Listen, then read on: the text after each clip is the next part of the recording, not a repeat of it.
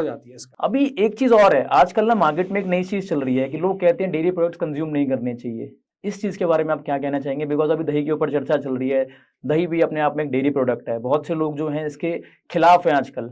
देखिए, dairy product हम काफ़ी लंबे समय से जो है वो कंज्यूम करते आ रहे हैं। प्रॉब्लम वहाँ पे नहीं है, प्रॉब्लम है अडल्ट्रेशन की। अगर दूध हम ले रहे हैं तो दूध में हमने गाय को माँ का दर्जा दिया सनातन में।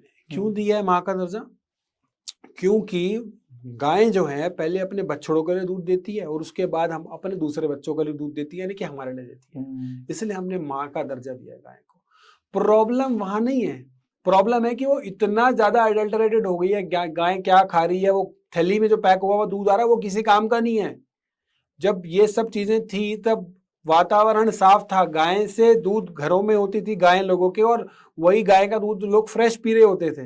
ये 2-4 दिन पहले पैक हुआ और कैसे बना, मशीनों से पैक हुआ, थैली में जो आ रहा है ये किसी काम का दूध नहीं है। इंजेक्शन लगाते हैं ज्यादा प्रोडक्शन के लिए, ऑक्सीटोसिन के इंजेक्शन लगते हैं दूध को बढ़ाने के लिए, और उससे दूध जो है वो ज्यादा निकलता है।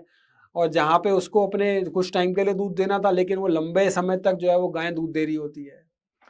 डॉक्टर साहब एक और चीज बताई जाती है, कहते हैं कि जो गाय का दूध होता है उसका जो ग्रोथ हार्मोन इंडेक्स होता है वो ह्यूमन ग्रोथ हार्मोन इंडेक्स से मैच नहीं करता है, उसका कहीं ना कहीं रेशियो में फर्क है और उसका ग्रोथ हार्मोन इंडेक्स थोड़ा ज्यादा होता है, जिसके चलते वो हमारे ऑर्गन्स में ना एजिंग जल्दी करता है। तो हम लोगों को कहते हैं कि वो नुकसान करते हैं इन अ सर्टेन वे, वो कार्सिजीनियस हो जाता है हमारे लिए। तो क्या इस बात पे आप क्या बताना चाहेंगे? आयुर्वेद में सबसे बढ़िया दूध जो बताया गया है वह बकरी का दूध, हल्का होता है और सबसे अमृत तुल्य कहा गया, अमृत के समान बताया गया है बकरी का दूध।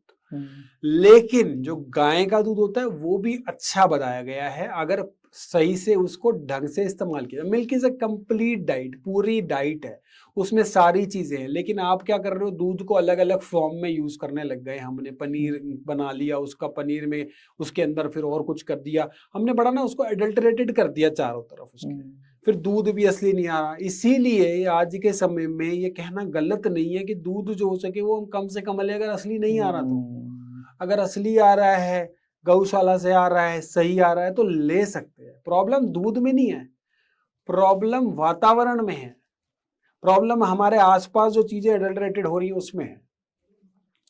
तो कहीं ना कहीं हमें इस चीज की ध्यान देने की जरूरत है। देखो असली दूध मिलना तो अब ना के बराबर है, सब शहर में आ गए हैं, शहर में हम लोग अपने खुद की गाय तो पाल नहीं सकते हैं। ओनली ऑप्शन इज जो अमूल का दूध आता है या फिर मदर डेयरी का आता है या फिर जो पैक्ड मिल्क मिलता है मार्केट में। अब इसके बारे में हम कुछ कह नहीं सकते पीछे से कि वो दूध कितना सही है कितना गलत है। बिल्कुल, शहरों में भी ना गौशाला होती है 5-7 किलोमीटर के, जो अगर हम देखें तो उसमें कोई ना कोई गौशाला मिल जाएगी। तो वो गौशाला से अगर दूध आ रहा है और अगर वो गौशाला सही से गाय का वहां पे प्रॉपर हो रहा है तो मुझे लगता है वो भी कोई बुरा ऑप्शन नहीं है एज कम्पेयर टू पैकेट वाला दूध लेना। जल्दी जल्दी में एक एक चीज को करने से बेटर है कि पहले अपनी सेहत तो देख लेना, तभी तो हम कुछ